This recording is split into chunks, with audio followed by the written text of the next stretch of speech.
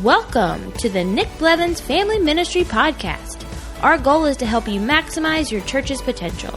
You'll hear from top leaders in children's, student, and family ministry about the principles and practices they use. Now here's your host, Nick Blevins. Well, hello everyone. This is not Nick Blevins. This is Kenny Conley and Kevin Monahan. This is the Family Ministry Podcast with Kenny Conley and Kevin Monahan.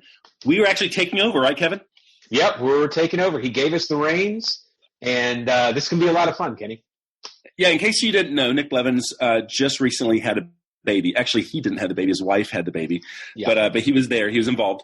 And so we wanted to help, and we wanted to help make sure that the podcast continues to happen because so many of you guys listen on a regular basis. And so we told Nick that your podcast is in good hands with Kevin and I. So we decided to take over this little coup d'etat. We've taken over the podcast for a week, and we're really excited about the conversation we're going to have. Yeah, so it's going to be a lot of fun, and we've got a really great topic today. This is something that, man, so many of us have been through. If you've been in ministry longer than just a couple years, you've had this conversation yourself, or maybe with your spouse, or maybe with staff members, if you lead staff, or even volunteers. And we're going to go after this question is, hey, when to stay at your church and when it's time to leave the church. Now, we're talking today specifically about being employed at a church. We're not talking about like as just a worshiper that comes in and says, oh, man, when should I stay at this church? Is this a biblical church for my family? Also, that's a whole another podcast. But we're going to talk a little bit of like, hey, should I stay or should I go? Man, that's such a great classic song too. So, man, it's such a great topic for us to talk about today. So it is because it was 2 years ago that I left a church that I'd been at for 8 years. And I remember being one of the hardest decisions I made because I loved my church. I loved what was happening there. And it was about 6 months to a year of wrestling whether or not to go. No, but this is actually something we actually have lots of friends who we run in a circle with lots of different children's ministry, youth ministry, NextGen pastors around the world. And around the country who many of them have made transitions in the last 6 months to year, 18 months. So it's one of those things that it's a relevant conversation that people are tackling and figuring out how long am I supposed to stick this out? Am I supposed to push in and keep pushing for leadership and to lead here at a church, or when should I throw in the towel? When is the best thing for this church for me to get out of the way? And so we've actually invited a couple people to come and speak and give their voice to the conversation. People who have recently transitioned off of a ministry, or actually somebody here who kind of went through the same process and knew that the best next step for him was to actually stay. So we want to introduce those people. Kevin, you want to do the introductions? Yeah, first. So for some of you that don't know me, my name is Kevin Monahan, and I serve as NextGen pastor at 12 Stone Church in the greater Atlanta area. And I've been honored to be part of Nick's podcast several times before. And I've been in my position for almost 7 years at the turn of the year. And I love what I get to do and the people that I get to work with in kids and students and college ministry. And but yeah, like you said, we've got some special guests. The first one is our good friend, John Huber. John, why don't you introduce yourself, tell a little bit about, take a minute or two, tell our listeners where you're at, kind of what your job role is, and how long you've been there. Yeah, I've been in Kansas City for the last 11 years, serving as the NextGen family pastor. And prior to that, I was at a church for 10 years in Pittsburgh, Pennsylvania. And my role here is to oversee kids and student and family and parent ministry. Okay. And next we have the lovely and talented Gina McLean. Gina, say hello. Hello. So glad to be here.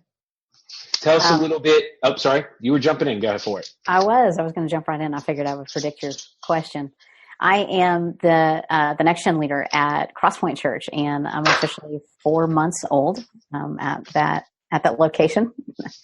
Have been there. But prior to Crosspoint was actually at Faith Promise Church in Knoxville, Tennessee for 8 years. So yeah, very fresh in the transition. And so kind of excited to get to talk about this today. Awesome. Glad to have you. And finally, we've got Jim Murphy. Jim, go ahead and introduce yourself. Tell us a little bit about who you are. Yeah, I've been a NextGen leader up here in Minnesota at a Covenant Church for the last 12 years. And just recently, this late summer, early fall, stepped out into the great unknown without call. And I'm just currently in transition as I discern what God's call is for the next step for us. And it's a big adventure for us. Yeah. Okay, so we've got some really great guests. Let's talk a little bit, first of all, just to clarify some stuff. I think always the first question when we're talking about when we should stay, when we can leave, is talking a little bit, first of all, about our calling, right? Because as ministers of the gospel, we have this desire and this other times obedience to God's general call to vocational ministry. Like, we've been called to be like, hey, this is what God's called us to do. And now that there is people that feel like sometimes, man, am I still called? Am I called to ministry? Is this what God's called me to do? Maybe questioning that kind of general call. And then we've got people like the obedience to a very kind of specific place. Maybe it's a specific state or country, or maybe even just like a specific church and saying, God's called me to this. There are people, and I don't know what we can talk a little bit about this today if anybody wants to talk about it. It's just saying like, hey, are we questioning our call? Because there's probably some listeners today like, I've been doing this a long time. I don't know if I want to still do ministry. And it breaks my heart, man, as a NextGen pastor and somebody who's been doing this for almost 25 years, when I hear people saying, man, I don't know if I can still be used by God. And they can sometimes confuse that calling for that can be kind of messed up by the specific place that you're called. And, I think of the biblical examples of Jonah is that like even early on, like some of the verses are very similar of like Jonah saying, hey, God, where do you want me to go? And God's like, no, this is where I want you to go. And as we know the story, Jonah like disobeys God. And then he comes back and says, hey, where do you want me to go? Same place. And so sometimes the call can get confusing. The general call can get confusing with the specific call. And any of you know, like, I'd love to hear as you guys jump in, how was that to you? Was there a time where you like started questioning your call to ministry? Was this more a little bit about the specific place that you're at? Kevin, I'm really glad you're asking this question because I think it's really important. I know that ministry has a way of sometimes chewing us up and spitting us out, and it can be just almost dehumanizing through the process. And I remember right before making my transition out here to mission in the Gilbert, Arizona area, that I was on a sabbatical, and I wasn't questioning my call, but I was so tired and so exhausted that I didn't know. And it was one of those things like I didn't know whether I was supposed to stay. I'd been there for 8 years, and so I saw the benefits of longevity. And one of the most helpful things that happened to me was my church actually paid for me to have a life coach during my sabbatical. And actually one of the things that life coach did for me was to help me reconnect to my purpose and reconnect to my calling. And it was one of the most life-giving things for me, but it also clarified this is what I'm supposed to be doing. And it actually helped answer the question of should I stay or should I go? And it made it very clear for me that it was my time to go. So I think it's really great because, and some other people can speak to this as well, because I do think that we have to recognize that the nature of ministry is hard and messy and can be volatile, and that we can get confused and lose sight of the calling that God's put on us through that discouragement, through those things. Someone else want to speak to that specifically? I would love to, because that so resonates with me, Kenny. What I didn't mention in the introduction is I actually spent 10 years at Life Church prior to my time at Faith Promise, and found myself in a place where I thought it was time to transition away from that role. And at the time, I know, Kenny, you were kind of close to that process, as we walked that out. And as my husband and I walked that out, I couldn't articulate at the time why I felt the sense or the need to transition away. So much as I knew that I just had the sense that where I am now is no longer where I am supposed to be, not because my calling had changed, but more because I realized afterwards through working with a life coach, which was so beneficial. I realized afterwards it was because the nature of my role had changed so much that to continue in that role meant that I would continue to move further away from what I knew I was called to and passionate and driven by. And so what it didn't mean, and this was really helpful for me, is it didn't mean that what I was doing at Life Church was wrong. It wasn't. What was happening at the time was incredible ministry to be a part of. I was in a season where I was very well led. I can say this about my time at Faith Promise as well. The ministry that was happening and what God is doing there is remarkable. And the context of which I had the benefit of leading in was definitely remarkable. At the same time, within me, there seemed to be this divergence taking place where I seemed to be moving further and further away from the very thing that I was most passionate about and the very thing that I felt like I was called to do. And the more that went on, the longer that process played out, the more that I knew that a change was on the horizon. I think the hard part is those changes, as those happen, it isn't always clear. When you're walking through that process, it isn't always clear. And waiting on that clarity, I think, is probably one of the most difficult things that we do as ministry leaders is waiting for that clarification to come over time to know, is this something that I'm supposed to move away from, or is this something I'm supposed to continue with and remain in? So for me in my situation, it was through working with a life coach, it was landing at a point where I realized, it's okay to move on. It's okay to close this door and allow God to lead me to what the next step was, whatever that might be, and just trust that He's going to open the door in time. Yeah, I think there you speak to something really important, because and there's a tension in committing to a pastor and a ministry and helping them to fulfill the ministry that they've called them to do, and then the tension of being obedient to and faithful to the calling that God's put on your life. Because I've known many people who found themselves in ministry that they were never called to, but out of the sake of doing whatever they could to help the ministry, which I think sometimes of serving and being faithful to your leadership is admirable and right, but you have to weigh that within the context of, but God's also put a very specific mission on and purpose in you as well. And I think that's important to differentiate. And Gina, I'm glad you said this too, because I know a lot of people sort through this question of should I stay, should I go?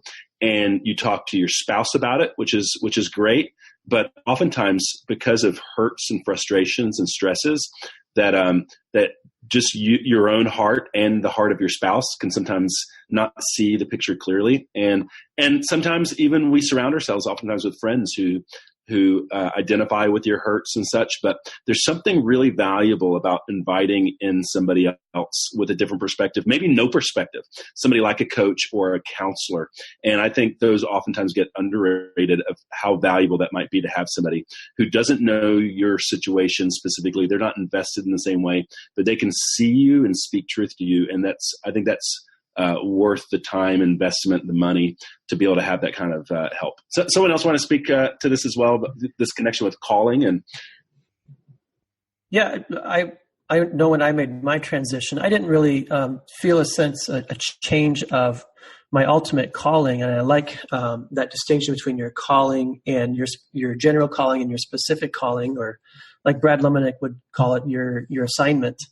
But I think one thing to acknowledge is that we all are growing in our own sense of calling too. We're growing in our giftedness. We're growing in our strengths and abilities and our passions. And so, I mean, for me, it kind of snuck up on me, but I just know that my sense of call hadn't changed, but I was changing even in the midst of the changes that my church was experiencing as well. And so a lot of self-evaluation of, am I still a fit for where this church needs to go?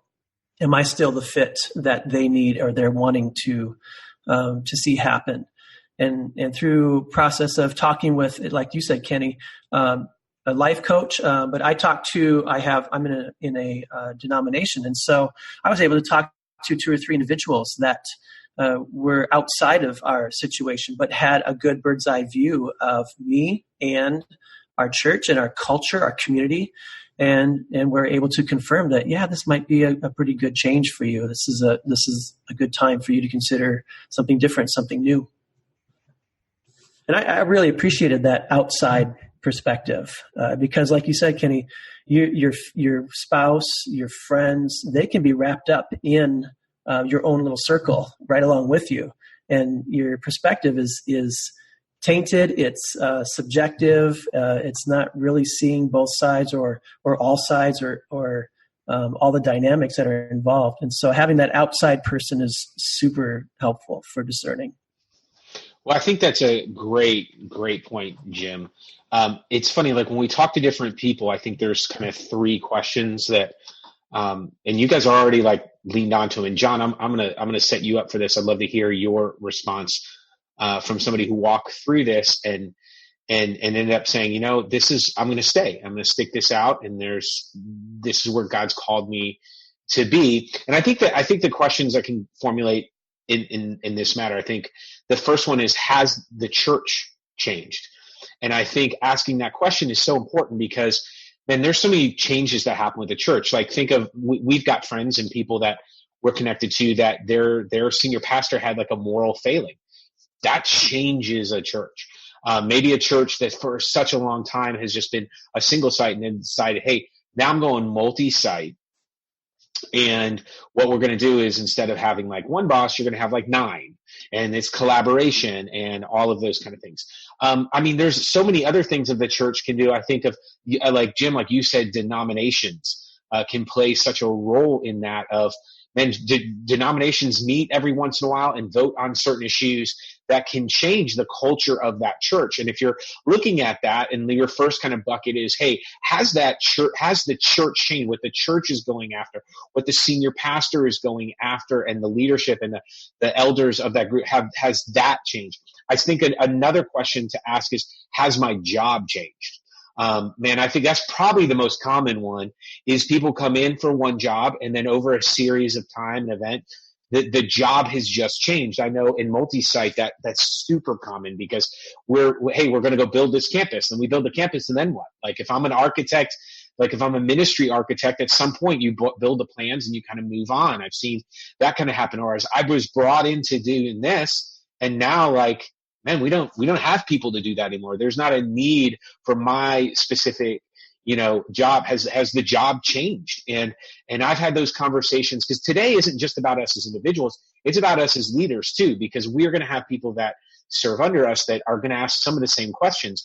And I think some of the great privilege that we have of leading staff is walking them through a very healthy and positive way, saying, hey, you know what? You may not like this answer, but the job has changed, and you don't have the skill or the passion or the competency. Both those statements are true, and I love you. And there's 3 great statements, but how do we walk through that? And I think finally the third question is, and this is another one that we all start with, but people don't ask the other 2 that much, is like, have I changed? And I think it's asking that question of saying like, and what's changed about me? Because all of us want upward mobility when we sit at the table for a job. We want a voice. We want to feel like we're part of a unique culture. We want to be paid more. We want more responsibility, more influence. That's natural about any great leader. But that's the aspect of looking and saying, man, have I changed?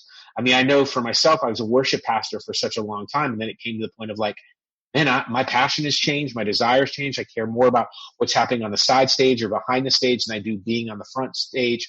All of those kind of things of, like I remember very early on, I was like, oh, I'm going to be in middle school and in student ministry, like on the stage forever. And then I age in stage and experience and what I have changed that. So we have, has my church changed? Has my job changed? And have I changed? I think are really, really great conversations.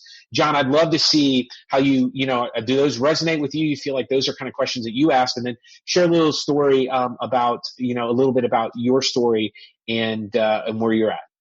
Sure.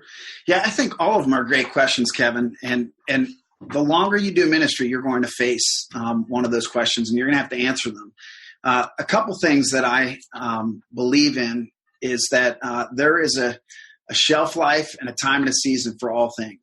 Okay. And so how you prepare and how you deal with those things is important. And also how you lead your staff through those. As a NextGen leader, one of the things that I'm very aware of, and I really give every staff, if you ask my team, they would tell you, hey, I want you to know that this is a safe place to wrestle with those questions, to really think through and say, is my time done here? Or have I hit the ceiling? I recently transitioned a guy who he hit a ceiling, but I actually worked with him for almost 2 years. And he had some personal things going on, but it was also he had reached the ceiling in terms of leading our student ministry. So it was time for him to go. Personally, we, about 6 months ago, got a new lead teaching pastor. And prior to that, I really wrestled for a whole year of, was it my time to leave West Side? And part of it really revolved around the whole idea where I couldn't see the vision and the direction we were going in. And I started to get frustrated because I'm a guy who will take the hill with you. But we had our lead teaching pastor prior to our new one was barely in the office. He kind of checked out. And so for me, those frustrations started lining up. And then I started asking the question, okay, do I belong here? And so I did what Kenny and Kevin and Gina have done. I actually used the same life coach as Kenny.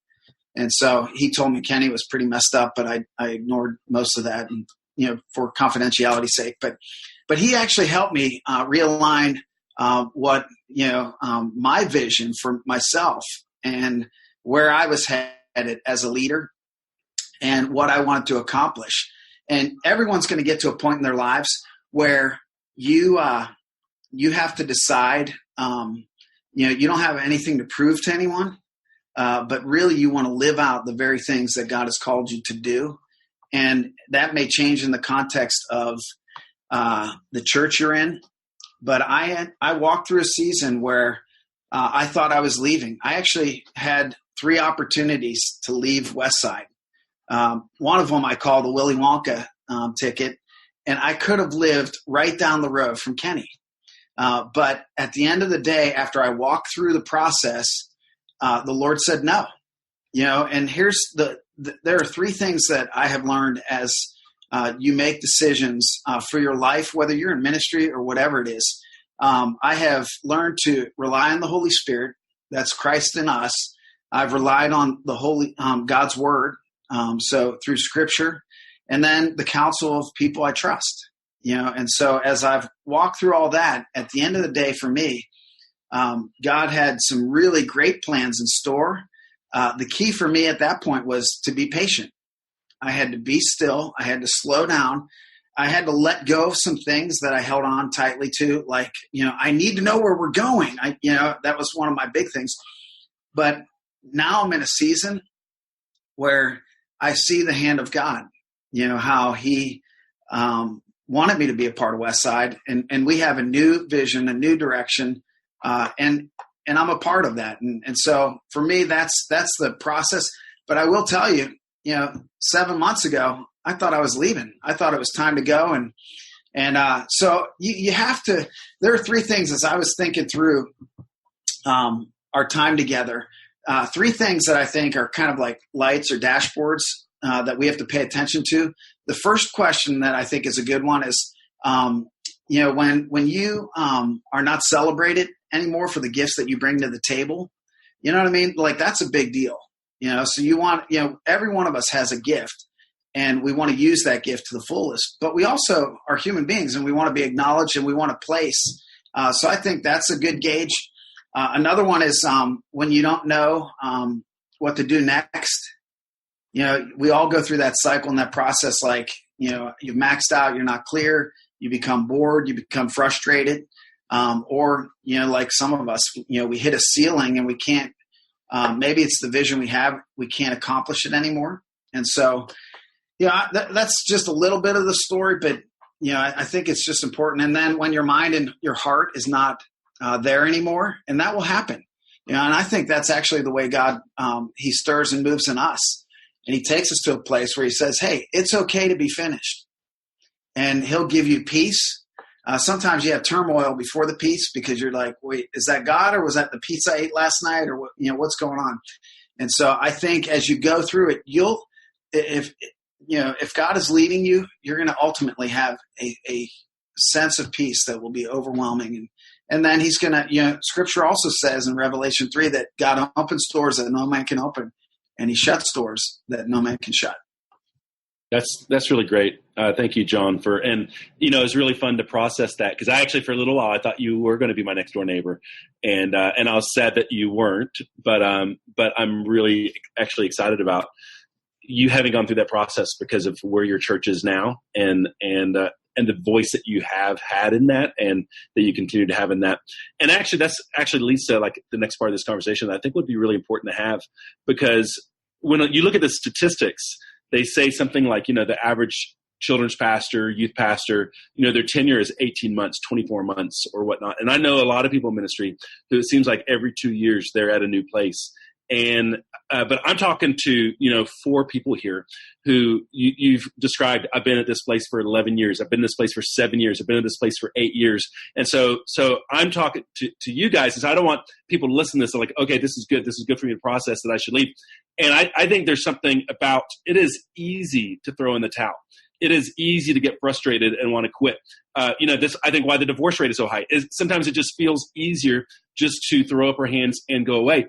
And I think that our default position should be possibly like if we're not in danger, like it's not our faith on the line and those things like that sometimes we need to actually, to sink our teeth in and stay and actually fight through this stuff, like as opposed to just getting our feelings hurt or being frustrated that this thing didn't turn out exactly the way that I envisioned it, but there's something worth pushing through. And so all of you have been in your ministries for a very long time. Can you describe, and John, you just did such a good job of talking through that in your recent decision, but maybe some of the others here who've you've pushed through a really challenging season and saw the reward of pushing through something hard and getting to see what was on the other side. Because that's the thing. I don't want anyone to listen to this podcast and think of like, okay, great. This just affirmed me wanting to go, because I think sometimes that maybe the default position would be like we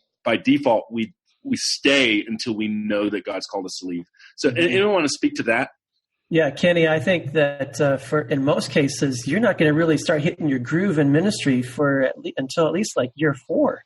And so to leave any sooner, you're not giving yourself the chance to really see things starting to take shape. And then you really start seeing fruit of ministry when you invest in a community of people, not just your church, but your town, your community, around year 7 even. And so to press through the hard stuff, to press through difficult transitions, to press through those difficult adjustments that you have to make to the church and to the community itself are really worth it. And only in the sense of, if you've got a real strong sense of identity and a general calling that I'm just the developer, I come in and I get things rolling and then I move on to the next thing. If you know that about yourself, that's one thing. But for most of us, commitment to the community is vital, because that's really what churches and community people are wanting from you I want to know that you're committed to me and my family for the long haul. And it's so to change that, you don't take that lightly. You got to push through. You got to work through difficult things. I remember when I was younger, about every February, in my earlier years in ministry, about every February, I would start looking on the job banks. I'd start looking for what's out there. And my wife called me on it at one point, finally about 3 or 4 years into this. And she's like, she's a counselor, by the way. I think maybe there's something else going on here. This is coming from your childhood, that you're just antsy. You want to move on to something new and something different because that's what you knew as a kid. And I was like, oh yeah, I guess maybe you're right here. So that changed my perspective on realizing that there's more at play than just my calling. There's some other family kinds of things or other personal things at play that I need to really seek out some guidance from other people. And ever since then, I realized, the long haul, man, there's been great fruit in ministry when you are committed to it for the long term. I assumed you got antsy every February because you live in Minnesota. Yeah, well, I think that's if I lived in Minnesota, I would question my calling every February as well. Maybe there's someplace else warmer. Yeah. Hey, I think, Jim, that's really great. I think one of the other thing, I mean, it's time, but it's also conversations. I think there's so many people that haven't had conversations with their bosses or the people that are around them enough. And I think we're like, oh man, I'd rather move than talk about it. And which is like logically sounds crazy, but that's what we have in our head. Like those conversations go round and round and round. And I think, and for me, the times I've ever thought about like, man, should I go or I don't even get to that point because my first step is commitment, but my second step is always conversation because, I can tell myself these stories that I'm like, well, it's this bad and this is terrible and this person's out to get me and I've got nothing to do. But like, I don't know if those are true. They're just true in my head.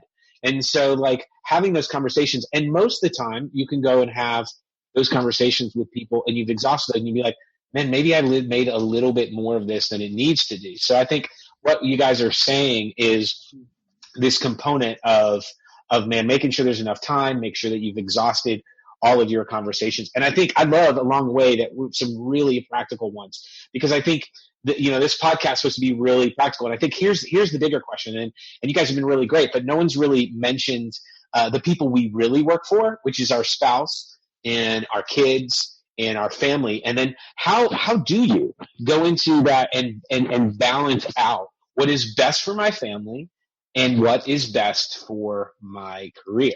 Because as we're talking about these things, it's like you've got both sides. You've got people that are like, man, I really, really love my job, but it's toxic.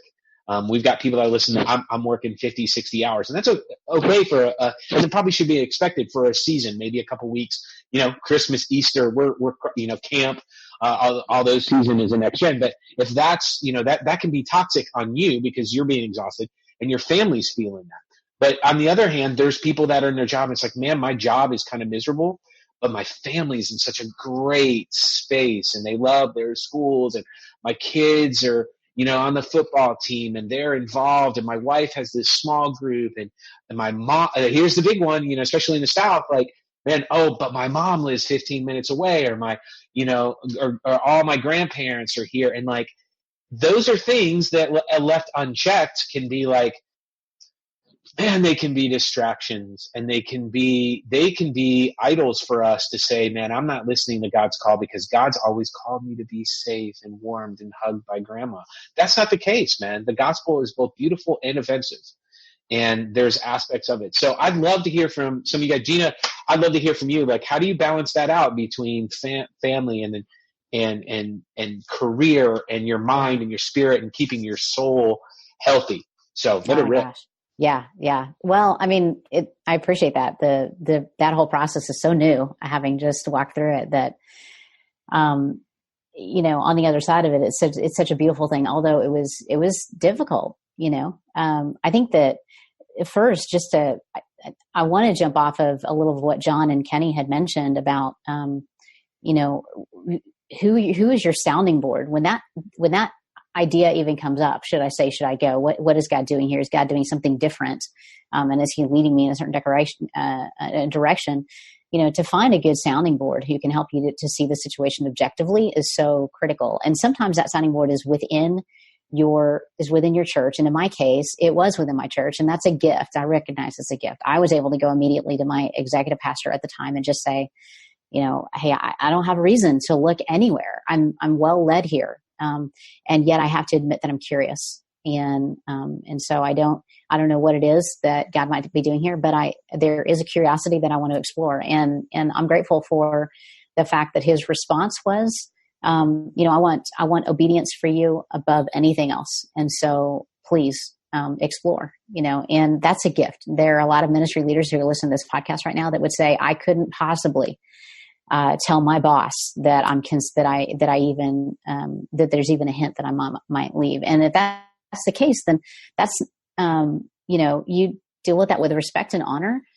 There is somebody that God is intersecting in your life who is going to help you to walk through that. And so have eyes to see it and know that the Holy Spirit is leading you. I think that's what we need to choose to believe, and so to have that objective space is critical. Then, after that comes the conversations, with our family. And Kyle and I initially, the conversations began initially just between the two of us.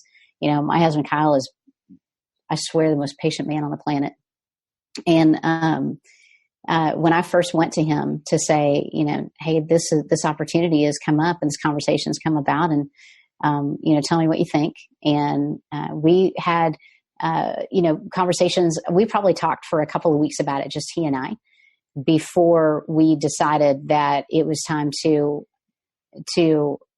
really bring anybody else into it. And that's when we brought in some very close friends whom we trust to give wise guidance and input into.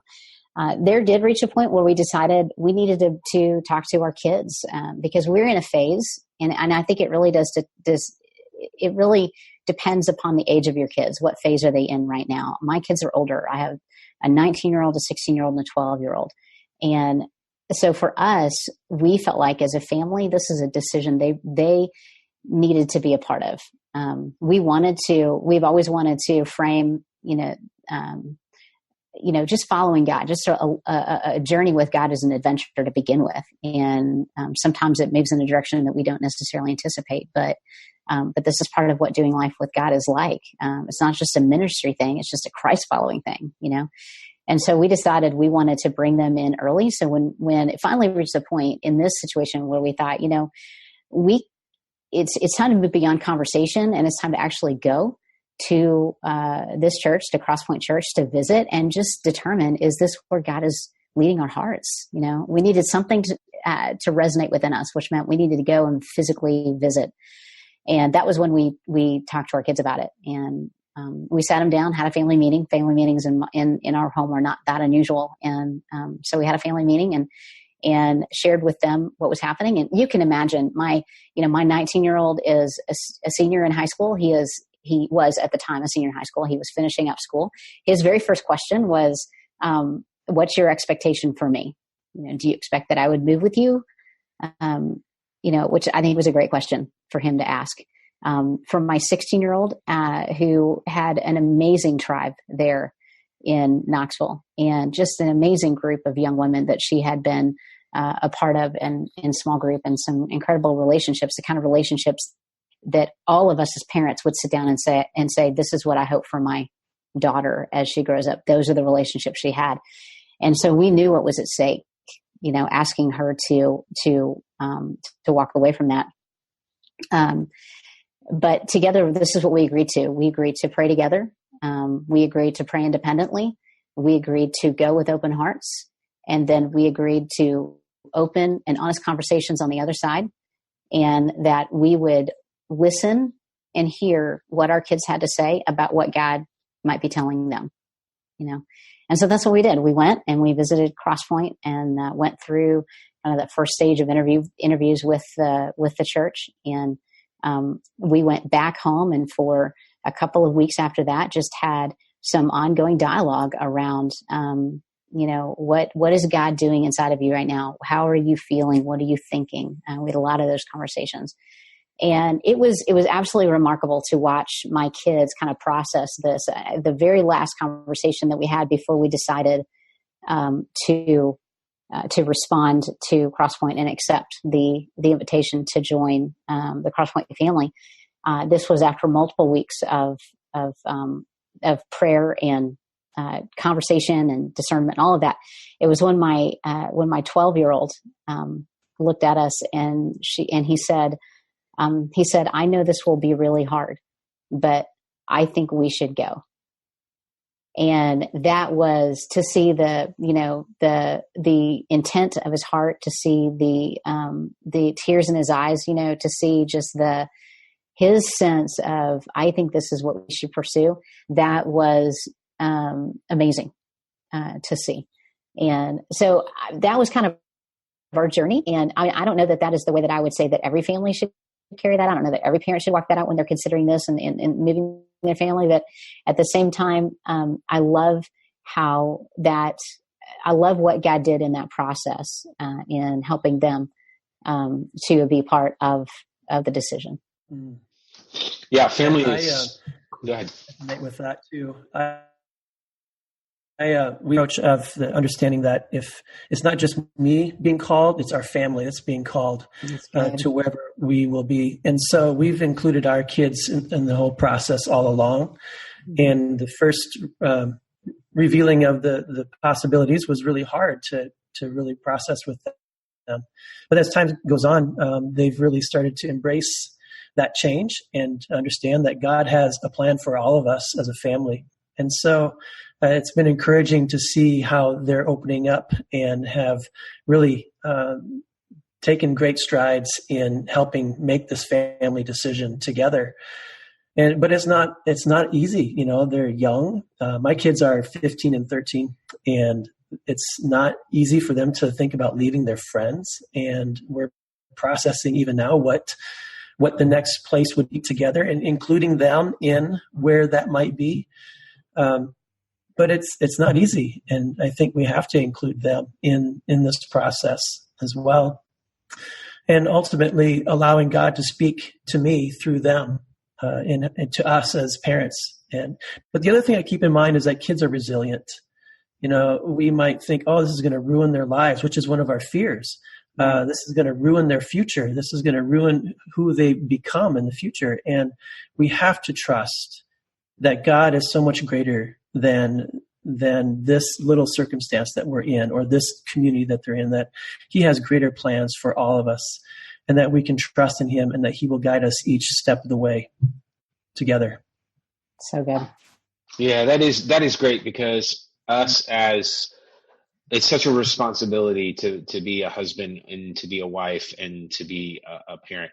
All right, so we just got a few minutes left. Here's it's kind of a few questions, but I'm going to give each of you, Kenny included, just a few questions, and I want you in just 2 minutes each to kind of respond to them. Is there ever a time where you're like, somebody comes to you and says, hey, I'm thinking about leaving, and it's because of this reason, that you're like, man, you do need to get out of there? Is there, because let's get really practical, like, hey, this is not good. And it could be about the church, it could be about the job, it could be about the individual, right? But is there ever a time that, hey, you know what, dude, you really should think about getting out? I've got those in my head. I'd love to hear what some of you guys would want to say. I don't think this will be unique. I think others will share this as well. But I think when you are not on board with the leadership of the church, like you are working to reconcile, because ultimately your job, as whether it's a youth pastor, children's pastor, NextGen pastor, your job is to help the leadership of your church accomplish their mission. And if you are at odds with their leadership, you don't trust their leadership, you can't endorse and support and be a cheerleader for the leadership at ministry at your church. It is not your job to let everyone know of how far off they are. It's not your job to like. I think that maybe the best thing to do is to gracefully bow out and get out of the way. And I had that conversation with lots of people at different times of, and it's one of those things of like, it might be within you of like, can you reconcile this? Can you suppress your feelings or whatnot to try to say, no, I can get behind this. Maybe I need to have some more conversations with my lead pastor. But if you can't do that, then you got to go. And because you're not doing yourself any favor, you're going to make yourself sick, and you're going to make yourself unhealthy, and you're actually limiting what this church is going to be able to do. So I would say if there's there was a time in my first full-time job where my wife confronted me. She was like, because I just kind of decided I was going to put my head down and I was just going to do children's ministry the best way I knew to do children's ministry. And my wife said, that's not what this church needs from you. And she was right. And that was the beginning of the process of me making the decision whether I was supposed to stay or go. But I would say if you can't reconcile with the leadership of your church, then you need to go. Yeah, and I would add to that as well. If it becomes toxic, then it's not good for you. It's not good for you as a leader, and so you do have to make decisions. I'll never forget driving to Kansas. My senior pastor from my old church called me, and he said, "Hey, at that point you're gone, so you can say anything you want." And so I remember the question he said, "Where did I go wrong?" That was the question he asked me. And I thought about that. And the first thing I said to him was, "I'm surprised that you're now asking that question. Where did I go wrong as a leader?" And part of it, is the reality.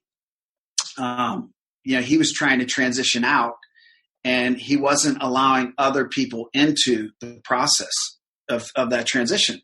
So the people he trusted. And I think that's why I have learned as a leader, in my position now, is you have to, you've got to have places and spaces that are safe to talk about, safe to navigate the conversation. The executive pastor here at Westside is a great friend of mine. And a year ago, when I went into his office and I said, "Hey man, I just need to be honest with you. I've been approached by, I had 3 churches that were saying, hey, we want to have a conversation." And I just, for integrity's sake, I went to him and I said, "Listen, I don't want to do this behind your back." And the other side of it was, I really, I have a great relationship with him. I said, "I need you to pray for me." And so he committed. He said, "Thank you for letting me know, and I will pray for you every day." And so as we went through the process, and we had a great offer to move to Phoenix, I met with him, and I already knew the answer, but he said something to me. He said, "John," he said, "I have prayed for you, and I believe that your time is not finished here at Westside." And that was I was going in to tell him that. And so I do think, God uses other people to speak into our lives. And so I would just continue to encourage you to do that, to have those conversations. And then also the people you lead, allow them space to wrestle with that question, because I think it's fair. And if they feel safe doing that, you'll actually lead them a lot better. Yeah, I would add something in there too about just if you know yourself well enough that you can see that you're changing, that your sense of passion has changed, that you're even related, if it's related to a toxic environment, has your joy changed? Are you feeling healthy? But it's more in the sense of, have I changed in my calling or in my sense of my next assignment, and have I grown?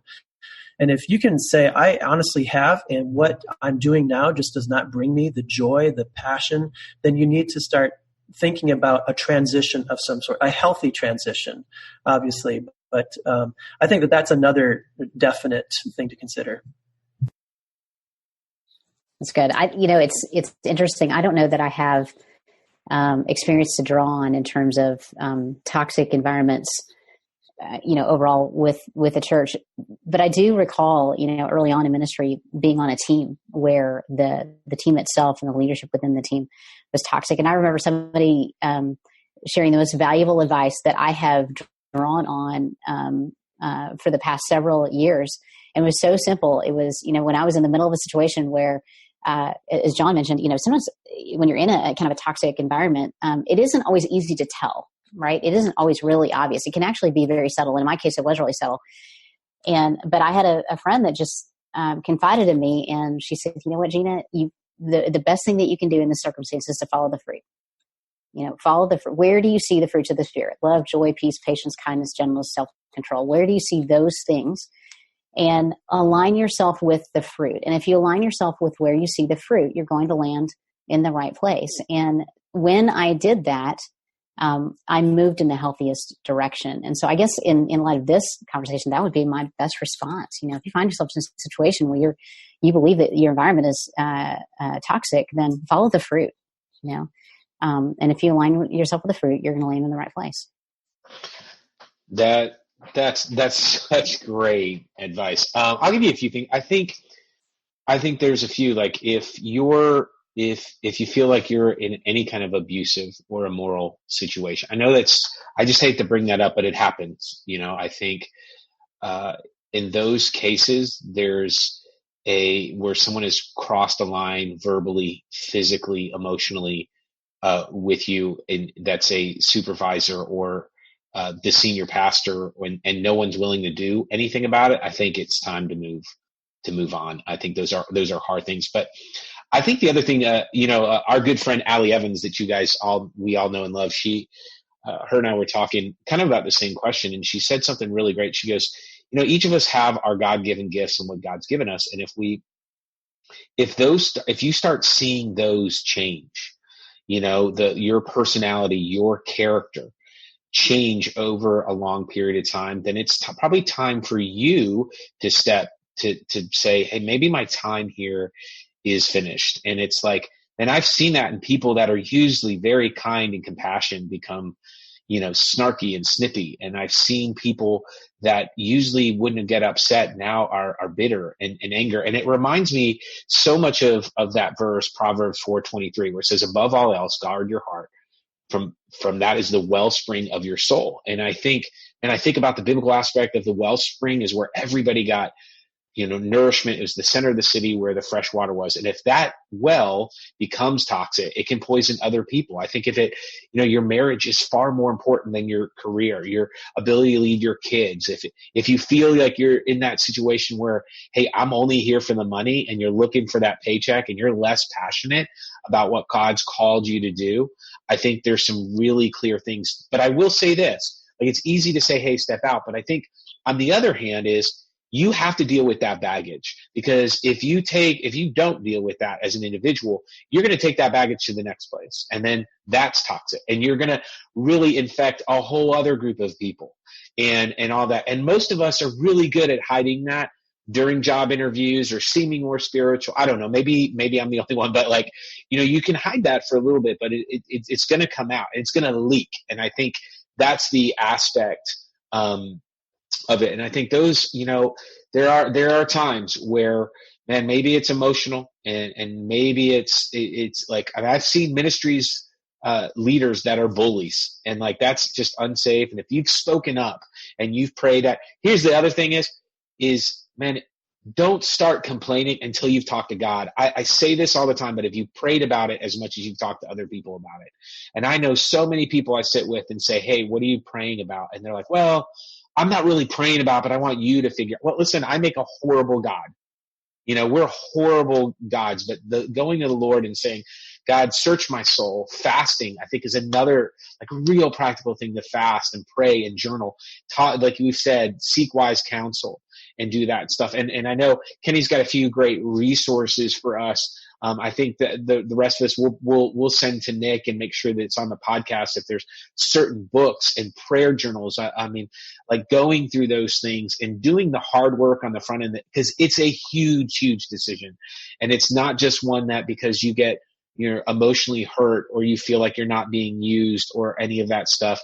I think you have to right size this decision in that of when to leave, because what you're saying is, I can no longer lead or be led at that organization. And that is a very difficult place to be. And it's the same way when I think about transitioning a staff member off.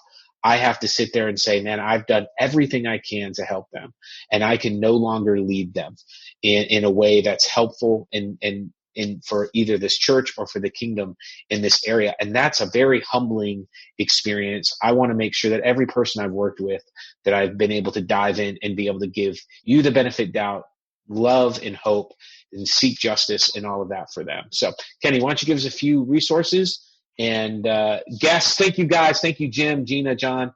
Thank you guys for being with us. You guys are awesome. Such great stuff. I know that people, if they've got other questions, it's easy for them to look you up, maybe send you an email and engage in some of those other conversations. But yeah, Kenny, give us some resources and go ahead and shut her down. Yeah, I think a couple resources I want to point you to. About a year and a half ago, Carrie Newhoff, a friend of mine, Sam Luce, and myself wrote a kind of a 3-part collaborative blog on Stay or Go. And the blog post that Carrie wrote was called 7 Signs It's Time to Leave. And we'll put the links in the show notes for those blogs. I wrote on how I knew it was time for me to go, and Carrie did, and Sam Luce did on staying. And it's just a great perspective, all three different perspectives of staying or going. Another really amazing resource, one of the most valuable ones I found over the years, is Jim Weidman created a resource called Stay or Go. And it's a survey. He actually has an audio teaching on this process. And then he has this really helpful survey for you to fill out. And it will objectively evaluate incorporating the feedback from your spouse of whether this time is really the time for you to go or to stay. And so that's a really great resource. And I would say, just even personally, having gone through, just in the last couple of years, having gone through a departure, one of the best books I've ever read, and I usually read it every year, but when I resigned from Gateway, I read it every single week. And it's a book called A Tale of Three Kings. And it's just, I think it's actually a very wise teaching on humility and brokenness. And I think it teaches you how to leave well in a situation. That was my heart when I left Gateway. I really wanted to leave well. And so those are some resources. We're going to put those in the show notes for you. But I know this is a hard topic, and I know this is a topic that you may not be dealing with it now, but you may 6 months from now or a year from now. And so our hearts are with you. Our hope is that you would be faithful to the assignment that God's given you. You'd be faithful to the leadership that God has put over you, but you would also be you'd be faithful to your calling and to your family. And so this isn't easy, but our prayers are with you, and find the support and the wisdom of those around you. See a counselor, find a life coach to walk you through this process so you can make the right decision for you, for your family, for your future church and your current church. And so, but you can do this. And we care a lot for you. We care about the ministry that you have. So thanks for joining us today. Kevin, this has been awesome. Yeah, man. Great job. I actually feel, I'm just going to say this isn't done yet. I feel like this might be the best podcast yet. I mean, we'll know when the numbers are in later, but I mean, Nick is amazing, but wow. I mean, this is just, this has been fun. Kenny will be doing his next one on humility, and his new book. Great. I think I need to read this book again this week, so I'll work on that. Well, yeah. Hey, everyone, thanks for joining us. You will be back. Nick will be back next week, and we'll be at the helm of the podcast. Thank goodness. But thank you for giving us this week and letting us speak into your ministry and your lives this week. So have a great week, and we'll see you around. Thanks for listening to the Nick Blevins Family Ministry Podcast. We hope this helps you maximize your church's potential. We would love to hear stories of how you apply what you've learned. You can do that by leaving a comment on iTunes or in the show notes at nickblevins.com.